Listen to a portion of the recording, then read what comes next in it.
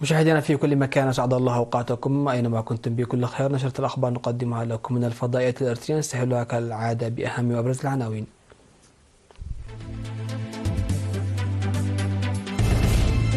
الشرطة الإرثية تقيم أعمالها وتضع خطة عام 2025. حل مشكلة مياه الشرب في منطقتي أنبسة قلبة وسرحة.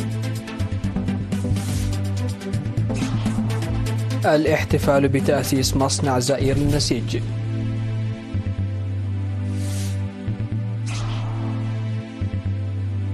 نزوح 100,000 شخص خلال أسبوع جراء المعارك بشرق الكونغو الديمقراطية. رئيس الوزراء الياباني يصل ماليزيا في زيارة رسمية.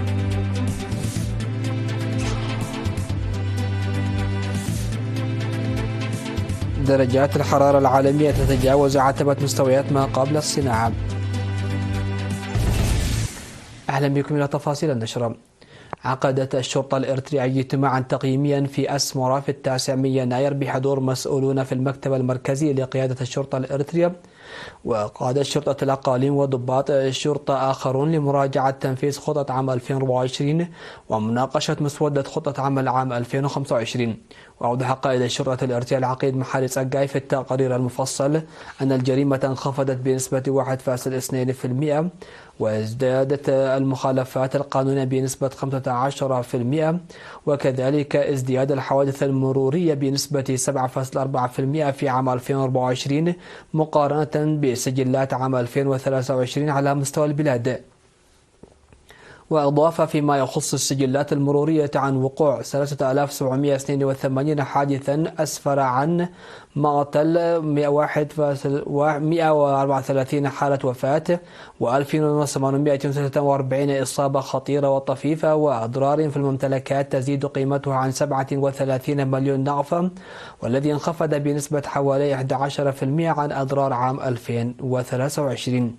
وذكر العقيد محاري أن الشرطة اتهمت 825 مركبة خاصة بنشاطها في أعمال غير مصرحة، والتي تم تغريمها من قبل هيئة النقل البري بمبالغ إجمالية وصلت إلى 4.2 مليون نغفة، والذي انخفضت بنسبة 20.4% نظرا إلى الغرامات في عام 2013 و23. وأشار إلى أن تسلم الشرطة لمبالغ فاقت 13.3 مليون نغفة و26 ألف فرنك جيبوتي و990 دولار أمريكي و450 باوند، بالإضافة إلى 730 جراما من الفضة كممتلكات مفقودة، والتي تم تسليمها أغلب لملاكها بعد التحقق من ملكيتهم لها.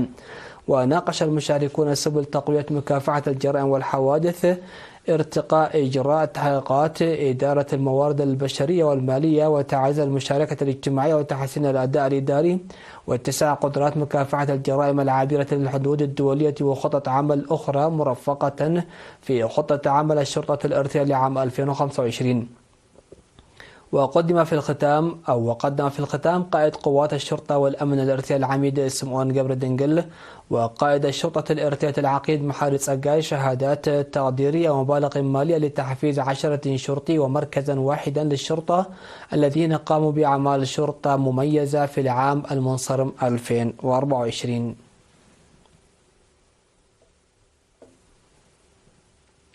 تم تركيب نظام الطاقة الشمسية لتوفير المياه عند نقاط توزيع المياه الصالحة للشرب في إدارات ضاحيتي أنبسة قلبة وسرحة في مدينة صنعاء لحل مشكلة مياه الشرب.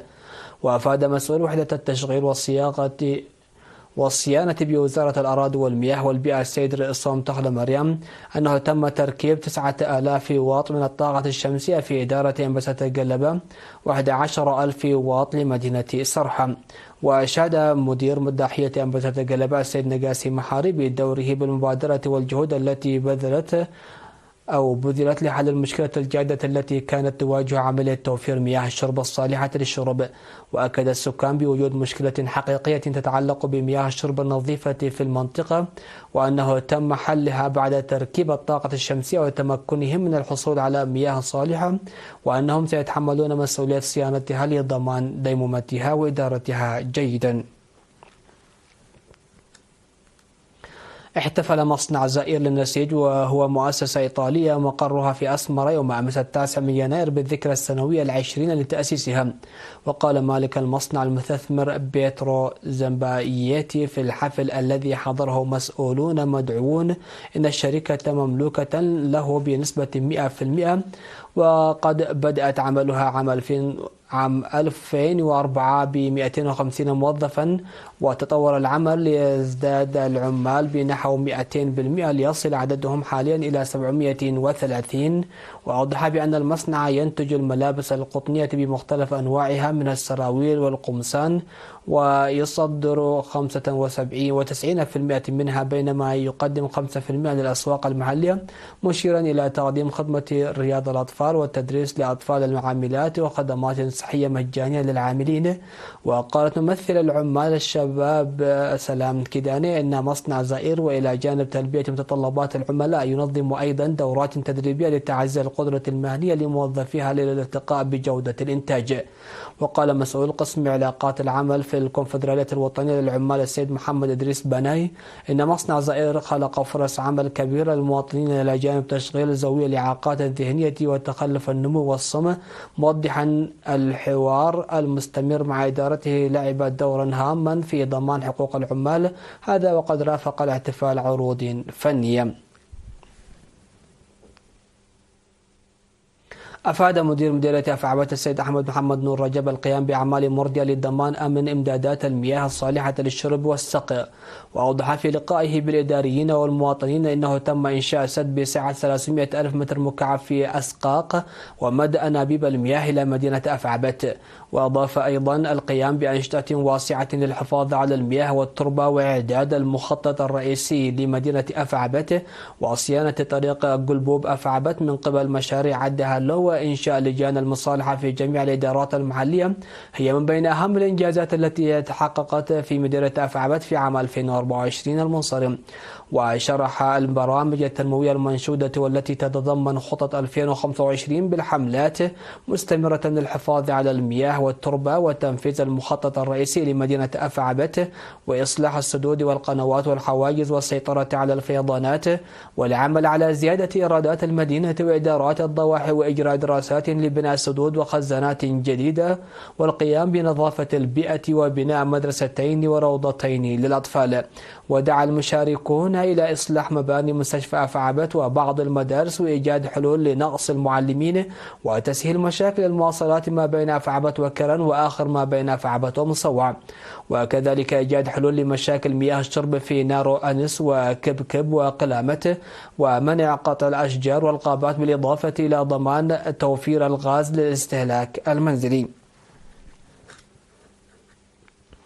تخرج يوم أمس 9 من يناير الجاري 207 طالب، من بينهم 236 طالبا من طلاب كلية حمى المال الزراعية شاركوا في تدريب مهني لمدة 3 أشهر نظمه فريق إقليم ساوة ومؤسسة التعليم العالي في الاتحاد الوطني للشباب والطلبة وكلية حمى المال الزراعية.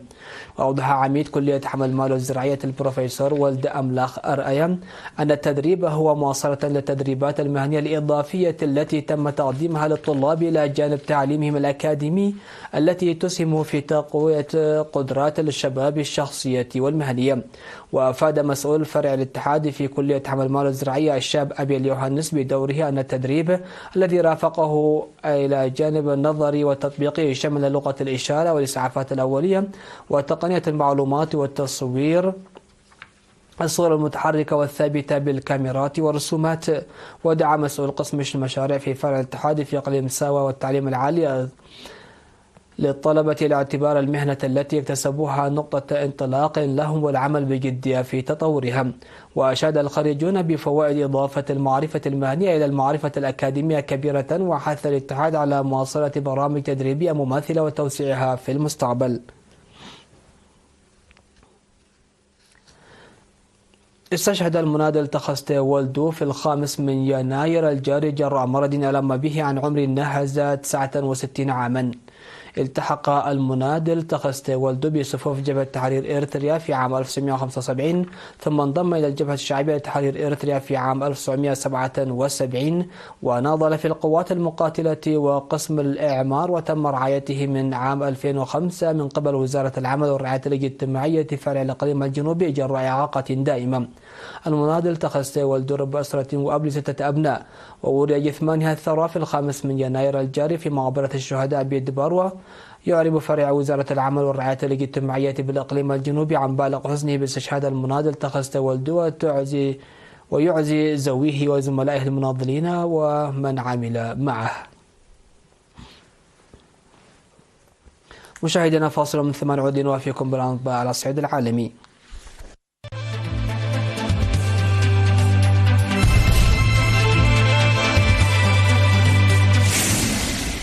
أهلا بكم على الصعيد العالمي. نددت الأمم المتحدة بالمعارك التي اندلعت الأسبوع الماضي في شرق جمهورية الكونغو الديمقراطية بين الجيش ومتمردي حركة M23، وأدت إلى نزوح أكثر من 100,000 شخص، مطالبة حركة التمرد بالالتزام باتفاق الهدنة الذي أبرمته الصيف الماضي وتسليم سلاحها. وقال مكتب الأمم المتحدة للشؤون الإنسانية أوتشا أدت اشتباكات عنيفة بين الجيش الكونغولي وجماعة مسلحة غير حكومية في مركز ماسيسي بمقاطعة شمال كيفو إلى نزوح نحو 102,000 شخص وفقا للمعلومات المحلية. ومنذ عام 2021 استولى متمردو M23 على مساحات واسعة من الأراضي في شرق جمهورية كونغو الديمقراطية، البلد الغني بالموارد الطبيعية الذي مزقته حروب طوال 30 عاما. وفي نيويورك نددت الأمم المتحدة بالهجوم الذي شنته حركة التمرد، مطالبة إياها باحترام وقف إطلاق النار الذي جرى التوصل إليه الصيف الماضي وإلقاء أسلحتها.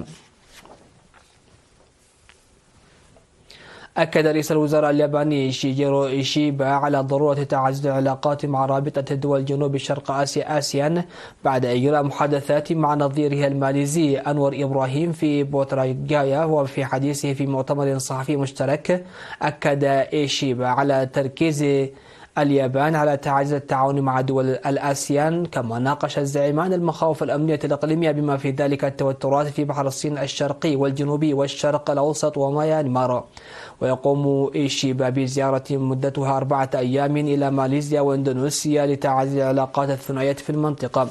وتؤكد الزيارة أيضا على جهود اليابان للتعاون مع ماليزيا في تعزيز منطقة المحيطين الهندي والهادي الحرة والمفتوحة.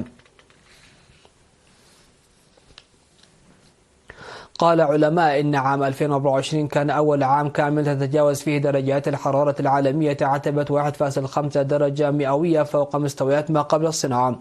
وأكدت خدمة كوبرنيكس لمراقبة تغير المناخ التابعة للاتحاد الأوروبي هذا الأمر، وأشارت إلى أن تغير المناخ يدفع درجة الحرارة الكوكب إلى مستويات لم يشهدها البشر من قبل في العصور الحديثة. وكان العام الماضي هو الأكثر سخونة في العالم منذ بدء التسجيلات، وكانت كل سنة من السنوات العشر الماضية من بين الأعوام العشرة الأكثر دفئا على الإطلاق. وتعهدت الحكومات بموجب اتفاق باريس لعام 2015 بمحاولة منع متوسط درجات الحرارة من تجاوز 1.5 درجة مئوية، وذلك لتجنب حدوث كوارث مناخية تكون أكثر حدة وعلى تكلفة. ولا يخرق أول ارتفاع سنوي فوق مستوى 1.5 درجة مئوية هذا الهدف، إذ أنه يقيس متوسط درجات الحرارة على الأجل الأطول.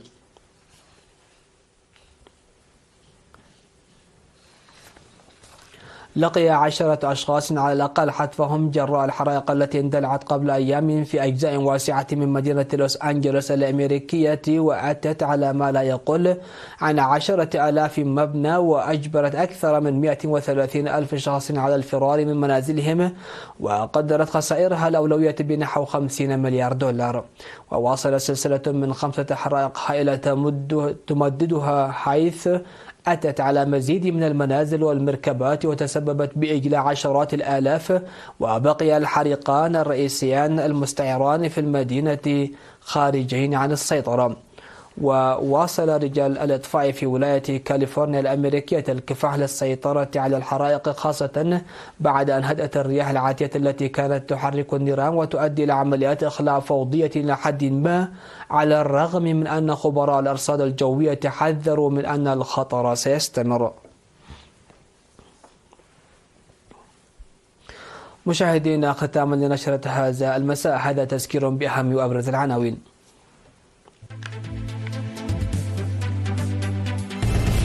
الشرطة الإريترية تقيم أعمالها وتضع خطة عام 2025. حل مشكلة مياه الشرب في منطقتي أنبسة قلبة وسرحان.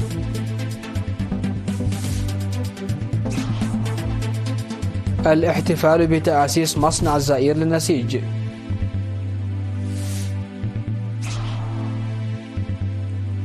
نزوح 100,000 شخص خلال أسبوع جراء المعارك بشرق الكونغو الديمقراطية. رئيس الوزراء الياباني يصل ماليزيا في زيارة رسمية.